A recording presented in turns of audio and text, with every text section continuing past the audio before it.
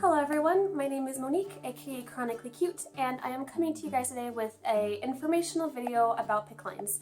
The reason I'm making this video is for two reasons. The first one is because I know when I first got my PICC line, the first thing I did was go to Google and YouTube and type in, PICC line, what's a PICC line procedures, all that kind of stuff. So I wanted to make this video to kind of inform other people going through the same thing about what a PICC line is and what to expect.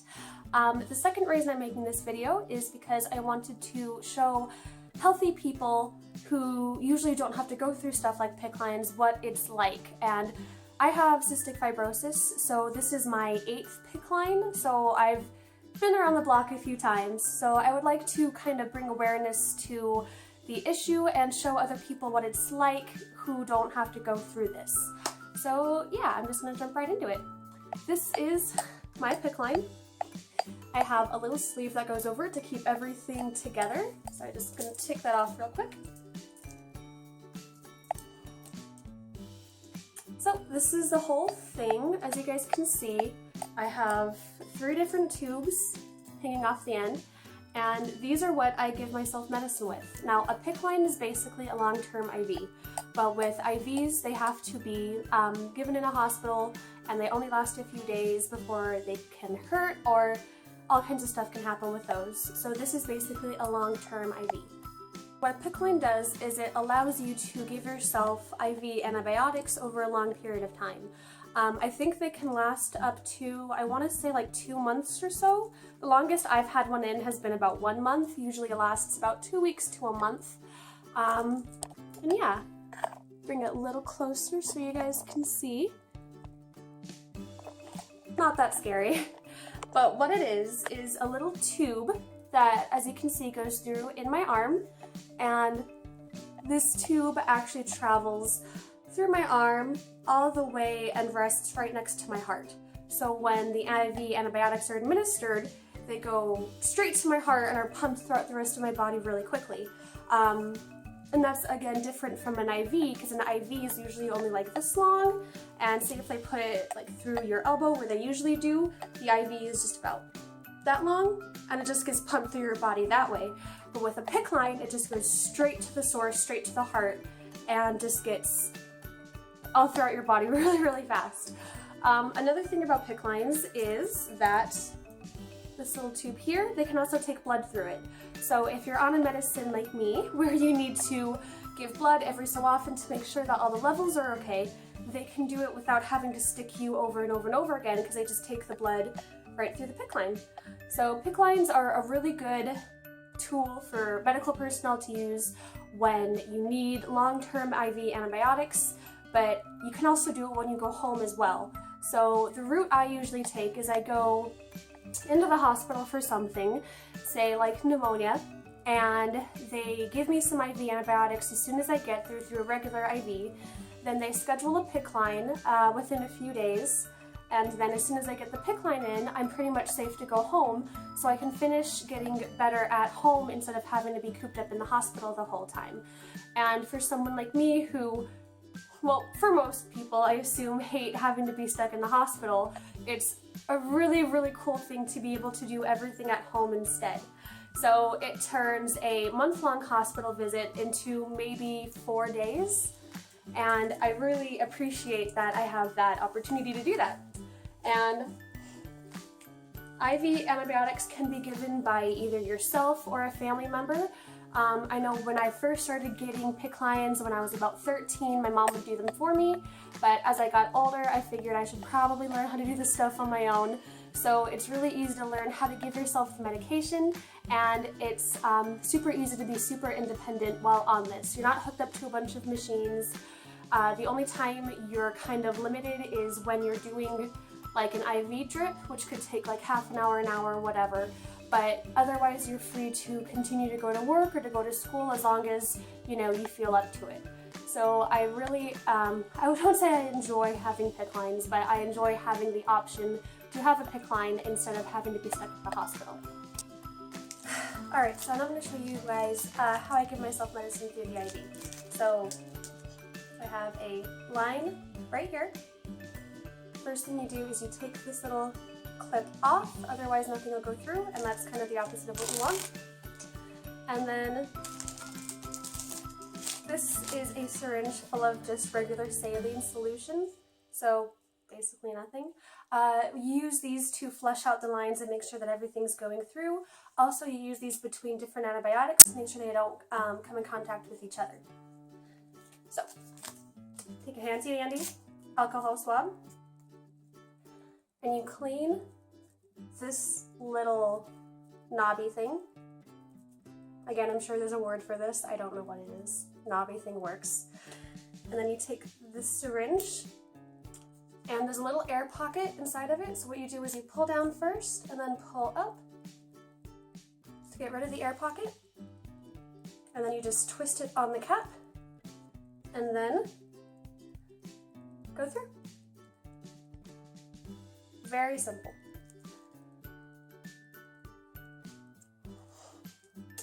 Then, this is the antibiotic Heparin. I think that's what it's called. And this is just one of the medicines that's used to treat my cystic fibrosis. So, the important thing is to make sure this stays sterile. So if you wipe it with the antibiotic, or not the antibiotic, but the alcohol swab, make sure that it doesn't touch anything else except one of the syringes. Same thing with this. This little top needs to stay, what's the word I'm looking for? Sterile. That needs to stay sterile too. So, I'm just going to take that off and put that on. And this needs to be infused over 5 minutes. So I'm just going to speed this up a little bit while I infuse that.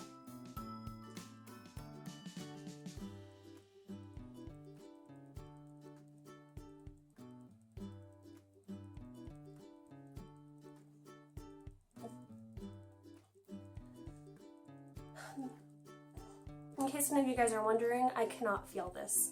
The only thing I can kind of feel is the saline because it tastes kind of like plastic and it just feels a little bit cold in the PICC line area, but it doesn't hurt, it doesn't feel weird. Depending on the medicine, you may feel tired afterwards. I know with the Heparin especially, I always get a little bit groggy and usually I take a nap right after I do it, so it just depends on your medicine, but it's not going to hurt at all. That I can promise you. One of the great things about PICC lines is how relatively painless they are after you get it in. The procedure, of course, itself hurts just a little bit because they give you a shot of lidocaine, because they do make an incision in your skin, so they make sure that you are nice and lidocained up for that so you don't actually feel the incision, you just feel the lidocaine shot, which hurts a little bit, but it's really not that bad as far as procedures go especially. So PICC lines are a really good alternative if your doctor is talking to you about PICC lines. I think personally that they are a really great medical procedure to have done. I always feel great after I get it out. Usually the side effects of the medicines kind of make me feel a bit worse before I get better, but again, that's something you talk to with your doctor and decide the best course of medicine for you. I'm not a doctor, I don't know what medicine works for you. The real important thing is just to make sure that it doesn't go in under 5 minutes because it can kind of be hard on your veins. There are some medicines that need to be infused over an hour, some that need to be infused in 5 minutes like this one. There's a whole bunch of different kinds as well. This is like a little syringe thingy, but I do have another one that I'm going to show you guys that's an actual IV drip, which is kind of what you're expecting with something like this. There are also little medicine balls that are really cool. They dispense medicines by themselves. So there's not one kind of medicine that you do with this, there's all kinds. I'm sorry, is this moving? Okay. So yeah. Fun! One of the best things I love about PICC lines is that because you have it in and you do all the things yourself, you can easily do this while at work or at school. I know I have gone to school many times and had to take a little break and give myself some IVs. Same thing with work. Now that I work, I just let my employer know that, hey, I need to take 5, 10, 15 minutes and go give myself some medicine, and they're always really cool about it. But I can pretty much go about my day as normal while giving myself this medicine for about 2 weeks or so. So it's pretty great.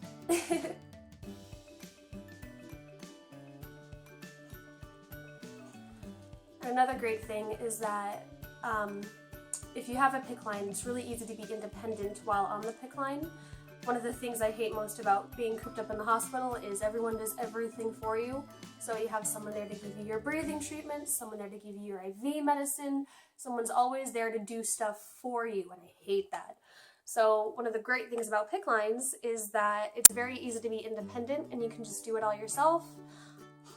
There's nothing to it. You just learn how to do it, and you just do it yourself. And I really think that's great, because I think especially in the chronic illness community, a thing we all struggle with is feeling independent at times.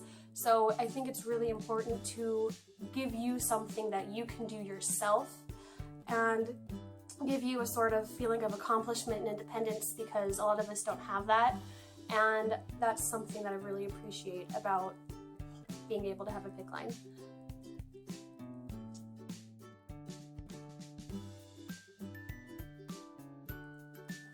And then it's done. So I'm going to leave this on here because remember this needs to stay sterile. And I'm going to grab another saline syringe. Do the same thing.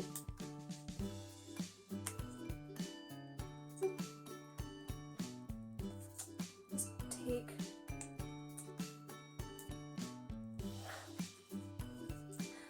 take that part off and put that one back on. Give myself a nice dose of saline. Yum.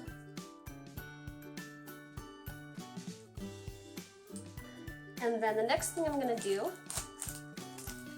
is take this. This is called Heparin, and what this is actually a blood thinner. And whenever you're done with a round of antibiotics or basically anything that goes into the IV, you need to follow it up with heparin, because what this does is it'll stay in the PICC line. So I'm giving myself the injection, and all that liquid is actually in the line, not quite in my body yet. And what this does is make it so that no blood will clot in the actual line, because that's not a fun thing to have to go through. So that was antibiotic number 1. I have to give that to myself every 8 hours, and it's not bad. As you can see, that was really easy. It took 5 minutes. That's it. So now I'm going to show you guys antibiotic number 2. Alright, so the next antibiotic I'm going to show you guys is an actual IV drip. This one's called tobramycin, and this has to infuse over half an hour once every 24 hours. So I have a line here, and I'm going to actually start by taking the tubing, take it out of its little package, maybe, and it looks like this. Now, the first thing you want to do is there's like a little knobby thing here. This actually directs the flow, how fast the IV actually goes, and you want to cinch this closed. I don't know why, but they give it to you completely open. So if you put the medicine in the tube without closing this, it's going to spill all over the place, and I've done that way too many times to count. So I'm going to make sure that's closed. And it's tangled, of course. And on one end, this actually goes into the medicine. So, again, this needs to stay sterile, as does this. So there's like a little metal covering. You just slide that off. And you take off this plastic covering. Good. And you just squeeze that right on in there, like so. And you want to squeeze this tube so you have some medicine going in here. And then take your handy dandy IV pole. I have an old one up here, oopsie daisies. And then just whoop, right on there and have that hanging. You do want it to be taller than you. I have it a bit short right now so I can show you guys. But but you do want it to be taller than you, especially if you're going to be standing up or moving around, because the IV needs to use gravity to go into your arm, and you want it to go into your arm. So, the important thing with tubes is that you do not want there to be any air holes or air bubbles in the actual tube itself. That can cause a few problems with the everything. So, let's see, I have the IV bag up there, and then you just kind of open it so that the medicine goes through with no air bubbles. Watching it go through. Point it down a little bit, it helps. And as you can see, there's some air bubbles in there, so I'm just gonna flick them. Flick until they are dispersed. This could take a few minutes depending on how bubbly your IV gets. I know if you leave it overnight, bubbles kind of naturally accumulate, but you just want to make sure that there are no real big ones. If there's like a bubble or two, it's really fine as long as they're small. Like if they're that size, that's not going to hurt you at all. You just want to make sure there are no huge gaps of air, because that could potentially cause a problem. All right, so I have my tube, and then I have my PICC line, and I'm going to use whatever line I didn't use last time, because you want to just make sure that you're getting stuff through the tubes and that they're not, you know, clogging up and stuff like that. So I have saline again. Sorry, my setup right here is really weird, so I'm trying to, okay, anyway. I have my alcohol swab again, so I'm just going to swab, swab, swab, swab, swab. Then take my saline, get rid of the air bubble, nope, and then, oh, I forgot to take the clamp off. You kind of want to do that. Let's get that all the way through. Likes to go slow. And with these, a lot of people are kind of worried, like, oh my god, you're doing that too fast. The way it's designed with the syringe and the PICC line, it's designed to not really go fast, so there's no worry about like doing it too fast and blowing a line or something. That's not going to happen. Okay, so there's a little cap on the IV tube, and you just want to twist that off. This needs to stay sterile. Twist that off. Twist them together. There we go. And then you're hooked up. Now, there's no medicine going through yet, because as you can see, this little dropper isn't moving. So, I'm gonna take this little twist thingy and then push it up. And then as you can see, maybe, now medicine is going through the dropper. So because this needs to infuse over half an hour, I can let it go fairly quickly. Is that good? Yep. And then half an hour, I will be done. And then that'll be it for my routine. Yeah, I don't want to make this video too long, so I think I'm gonna end it there. Thank you guys for watching. Feel free to share this video to help spread awareness for chronic illnesses. Feel free to share this video if you want to let someone know what you're going through.